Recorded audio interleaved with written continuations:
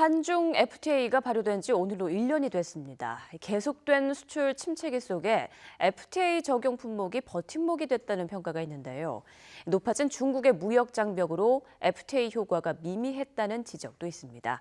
박소정 기자가 한중 FTA의 빛과 그림자를 짚어봤습니다. 지난 1년 동안 우리나라가 중국에 수출해 번 돈은 전년과 비교하면 11%나 감소했습니다. 반면 한중 FTA 혜택 품목은 4% 감소하는 데 그쳤습니다. 정부는 어려운 대외 여건으로 수출이 침체에 빠진 와중에도 FTA가 버팀목 역할을 했다고 평가합니다. 특히 우려와 달리 농산물 수출이 2.8% 증가한 것을 큰 성과로 꼽았습니다.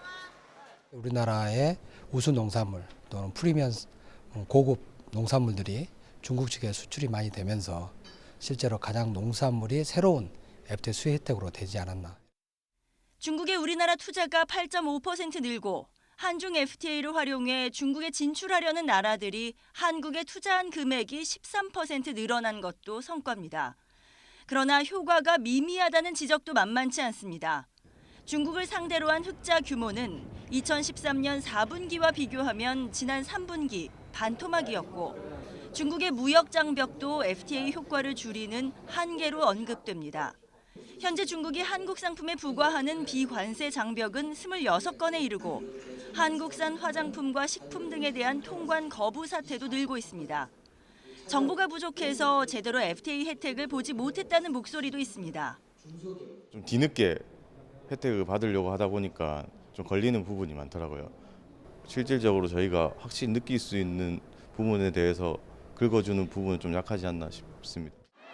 특히 한반도 사드 배치 결정 이후 수면 위로 떠오른 중국의 무역 규제와 중국과 미국의 통상 마찰 역시 또 다른 부담입니다.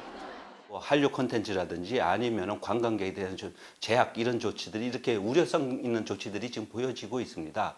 반등비 문제에 대한 해소하는 이런 노력들이 1차적으로 이루어져야 될 부분이 있고요.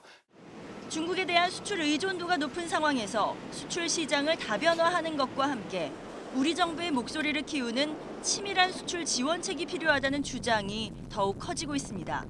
YTN 박소정입니다.